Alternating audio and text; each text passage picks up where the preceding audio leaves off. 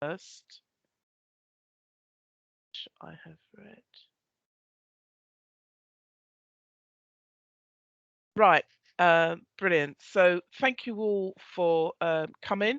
I would happy to introduce ourselves as a group of postgraduate researcher bloggers at the Open University. And the point of this presentation is to introduce ourselves as a group of writers, coordinators, editors who are sitting behind the Open University WELS PGR blog. And in this presentation, we're just going to talk very briefly from an individual perspective about why we blog. And each person who's here is going to offer a short introduction to themselves and their reason for blogging. Now, if you're accessing this presentation, you are already on the WELS Postgraduate and Emerging Researchers blogging space, but here it is, and the hyperlink and the address for it is at the top of the screen. I'm sure if you did a Google search on WELS Postgraduate and Emerging Researchers blog, it will bring you to our space. The blog is led by PGR researchers mainly, and they will introduce themselves. It isn't a staff-led blog, though of course central academics have been involved in it and continue to be involved in it. This is who we are. All our names and all our different roles are there. We are all in one way connected to either the EdD or the PhD programme. And the first person who's going to introduce themselves and their reason for blogging is Gillian. Hi everybody, I'm a central academic at the OU, but only very recently, and I've been around the EdD programme recently completing a doctorate. And I think my original journey into blogging was when I neither really knew why or how I was doing it, and I set up a blog years ago called Adventures in Learning Space, and I think it was when I was doing a master's in technology enhanced learning, and I was really wanting to explore my thoughts about what learning was like in relation to technology, and the why became clearer as I was studying that. And it was trying to make sense of a new medium for writing and explore the potential of writing online. And the how of that became really a very series of rudimentary reflections on navigating learning space. And musing really on the relationship between tea and learning. It was all very bizarre, but primarily that was for myself. And the main idea was really trying to navigate the vastness of the digital and open learning landscape at that time. And that's why there's a little alien there that's sitting in a spaceship made of Lego. And I'm a little bit embarrassed really about the early blogs that I did at that time, but they were an essential part of many different journeys for me. And I think the why and the how really shifted at that time, but also in the time since then. And the relationship, however, remains very, very central to being around personal learning and the development of writing. So those things have still stayed the same.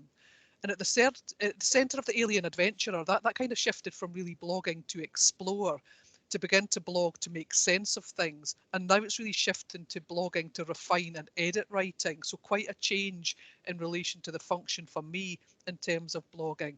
And really now a way of delivering a succinct message that's born really out of the chaos that can exist in a researcher's mind. And maybe others will relate to that too. The idea of the variety of fruit is really that we're all very, very diverse, and our rationale and the expectations of blogging are entirely different for us all. They're also very, very diverse. But I think that if you can work out why, that can really lead you to the best way of establishing how you blog, if you can understand why you really want to do that.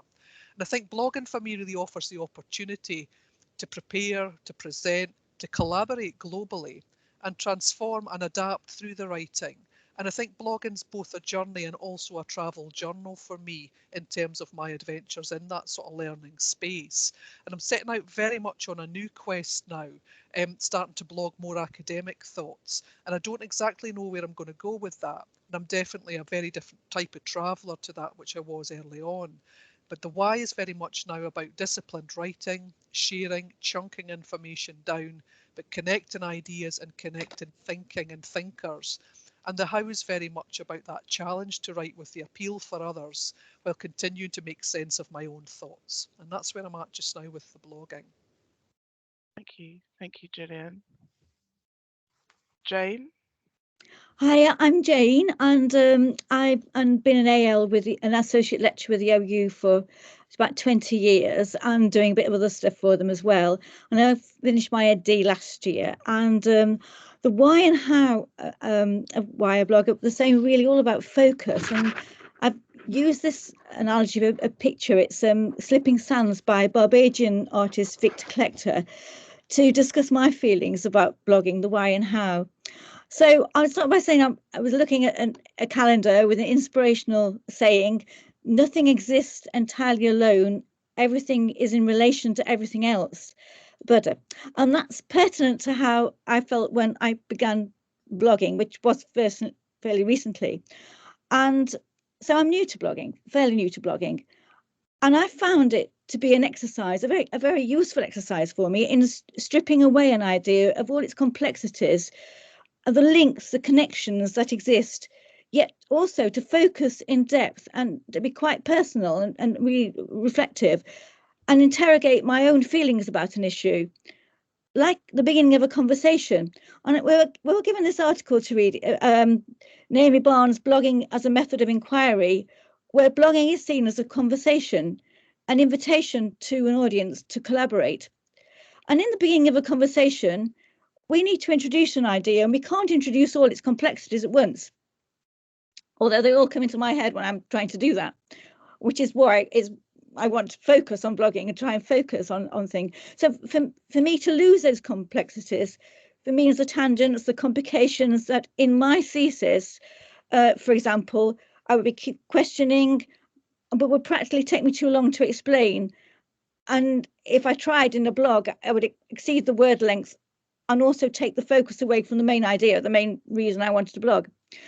And this analogy then, the Slipping Sands by Victor Klechter, if I were focusing on one issue, I could choose the concept of the sand slipping away into the sea, the link concept or the link concept of the chattel house in the top right corner, house used by ex-slaves following emancipation, could be moved to where they work, but later they slip away because of tourism and hotels replacing them and the resistance to this.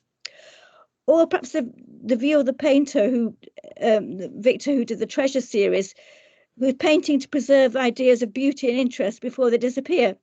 So they're all connected, but if I wanted to develop one of those, I would need to focus more and leave the others. So I could also talk about the medium, the paint, the canvas, the viewpoint, the methodology. So I would need to choose an aspect and expand on it, or perhaps do a very general idea of slipping away without going into all the complexities. So I found this helpful in blogging, very helpful in reflecting in depth in one respect, and pardon me, I found that our framework was very helpful in reflecting in depth. So the word restriction, the one issue, the two solutions, and the question which then leads into the conversation. Thank you. Thank you, Jane.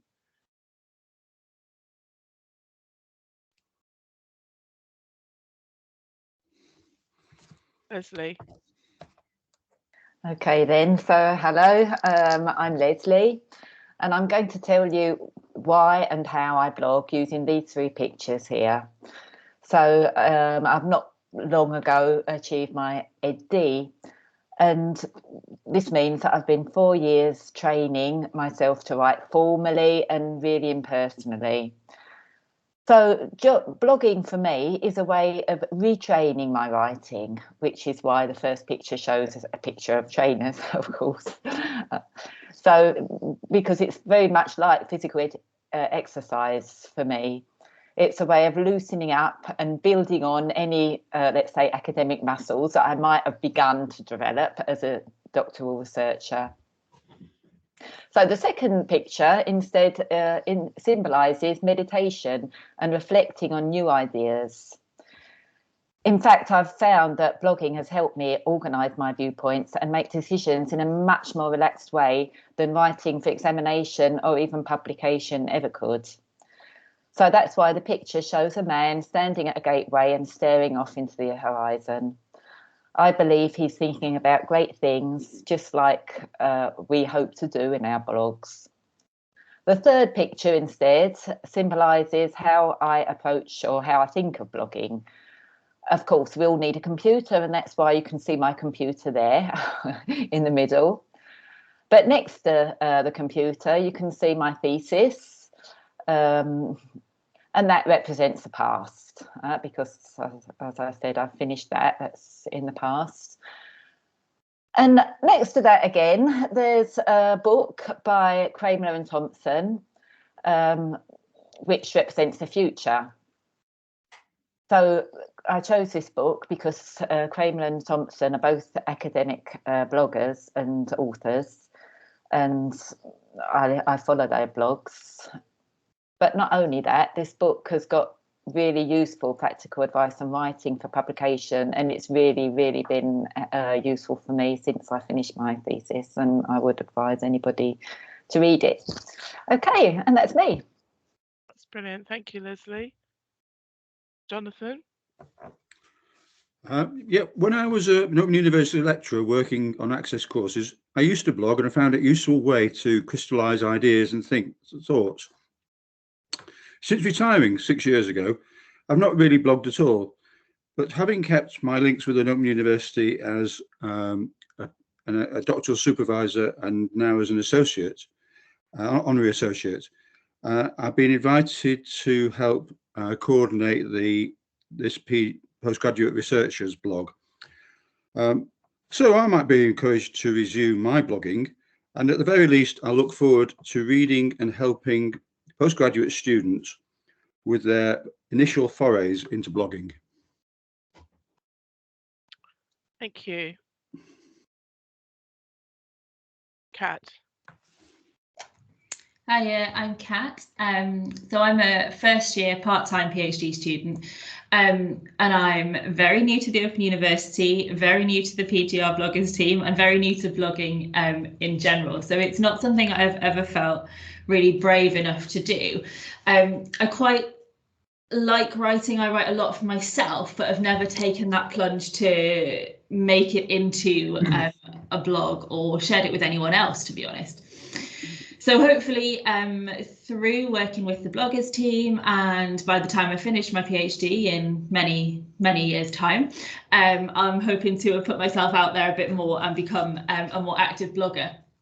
But why am I doing that? So it's quite evident from the first picture there. I blog when my brain feels a little bit crumpled up. So when I can't make sense of the various things that are going on in my brain, not just studying, but anything in my life.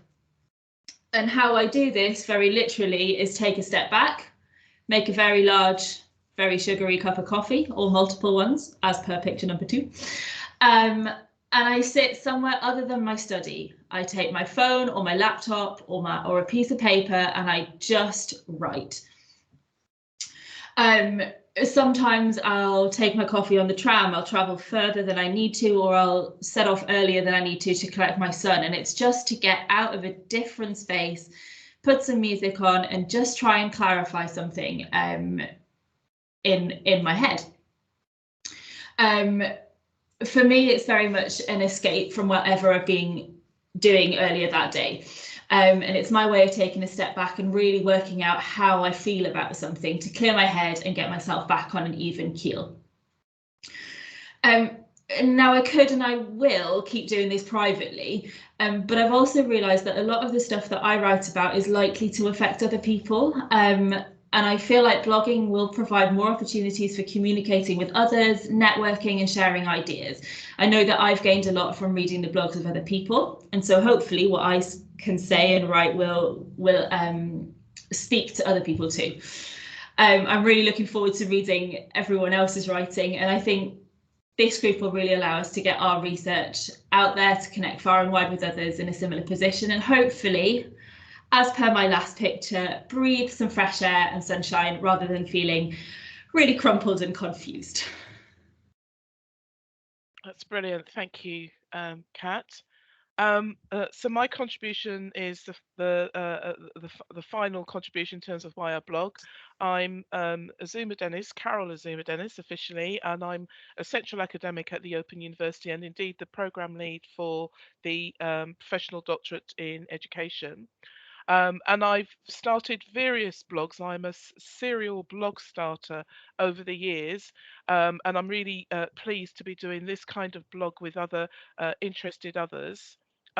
So my sense of why I blog is that partly it's a way of helping me kind of do something constructive with ideas that I have, but I don't quite know what to do with them. There are some ideas that you have and you think, great, yep, that is a research paper and that will become a research paper in a few years' time. Maybe I'll apply for funding, maybe not, or maybe I'll just get on with it. There are some ideas which are just okay. They're not quite a research paper, but they're okay. And with a bit of reading, a bit more thinking, a bit more conversation with colleagues, they can become something. There are some ideas which are just too weak. You know, I'll just put those aside. That's just not going to work. But there are others which are good ideas, not good enough for a research paper, and I don't quite know what to do with them, and they can go into the blog. Sometimes it really is just a quote that I really like. I just enjoy this quote and I want to just write about why I like this quote so much, or it's an image that strikes me that I want to work through. So the blog is what fits and picks up ideas that don't rightly belong anywhere else. The other reason why I like blogging, which is similar to that, and it's what I like to call the beautiful edits. As anybody knows, when you write something, you write a concrete piece of work, you write a research paper, you write a thesis, whatever it is, you have to go through with a sharp red pen and just cross out whole swathes of beautiful bits of text that you've worked for ages to craft in order to get your piece of writing together. And then you just go through, you just got too many words and you just don't know what to do with them. So I like to think that part of what a blog can do is just to give me a nice little home for those beautiful edits, assuming that they are a paragraph, or sometimes they're a whole section or a whole discrete thought in and of themselves, or it might just be a paragraph that I can then elaborate on. But the blog is really what picks up on those bits of edits that I love, but I just can't use because I just don't have the word count. Another thing as well that I like about blogging is that it is usually more timely than working to an academic peer-reviewed publication. I realise that it's a different thing, but this is a peer-reviewed blog, so we do think that this is, you know, we want this to be a credible space for developing and sharing ideas. But I've had a paper in a journal since March. I'm just, you know, I'm just waiting to see whether it hits a year. I've had it since March this year, and I've still not had any feedback on it. Um, Now, while we do have blog posts scheduled up until quite a few months away, we aim to publish something once a month. So that's really the reason for the timing. And we've been, but we can certainly be in touch with people with feedback in a much quicker profile than the year that I've waited for this journal. So I like the immediacy of the blog. And once you press publish, people can see it immediately and then people can begin to comment. You can see what the readership is. It just feels like a more direct and immediate engagement than the other more formal, structured, paywalled bits of writing that you can do.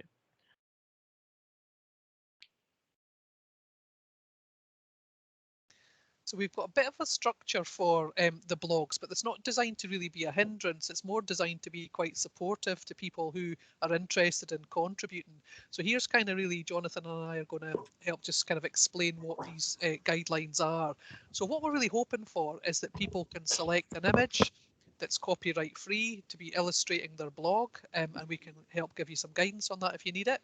So I'll hand over to Jonathan for the next point. Yes, and we're asking you not to write any more than 750 words. It's a reasonable length to focus thoughts and to get, as has already been said in one of the other presentations by Jane, get that conversation focused. And we've suggested giving 2 hyperlinked references within your blog, rather than a reference list at the end. But it's really important that we keep the blog academic and scholarly in terms of the function of it for you and for the readership as well. So ideally referencing something that you're talking about, and the sources of your evidence for what you're saying in there as well. We're not setting out a strict format, it's your blog, but we're suggesting that one way of approaching it, particularly if it's a first or an early blog for you, is to take a problem, then to offer 2 solutions, and then to suggest a question. And as with any blogs, they're all going to be a very different style, but it needs to be something that's pretty conversational and going to promote thinking and promote conversation through it, hopefully. And as I've sort of said already, keeping that sort of academic aspect to it as well, and really trying to support the community of postgraduate researchers to develop those writing skills. And don't forget that you need to sort of check through it and look out for typos. For those of you who aren't school-based, I'm reliably informed that SPAG stands for spelling, punctuation, and grammar. Yeah, because I think the blogs are trying to kind of get us all into the swing of writing well and enjoying our writing and developing a good academic practice with our writing. And the blogs are peer reviewed by the team of editors, again, to develop that sense of community and that style of working academically. And so your blogs will go to peer reviewers, we'll give you feedback from them, and that feedback should be very supportive and encouraging about how to kind of get the blog ready for publishing on this site. Julie, can you do the last one as well? I can't read it. I can, absolutely, Jonathan. Yeah. So the blogs, what we're hoping for is that you also add right at the end of it is just a really short bio about yourself and an image of yourself as well. And I think it's really great if we can try and get that sense of who people are behind the blogs. And you'll find our profiles on the blog site as well, so you can see the sort of style of that, and you can see the style of the bios on the existing blog posts from the authors who've already published on there as well. So that's the rough editorial guidelines, and we really, really welcome people to be thinking about blogging, ask us for advice, but also just have a go and get in touch with us with your ideas and your blogs. That's brilliant. Thank you very much. I will now stop recording. Oh, I can breathe again.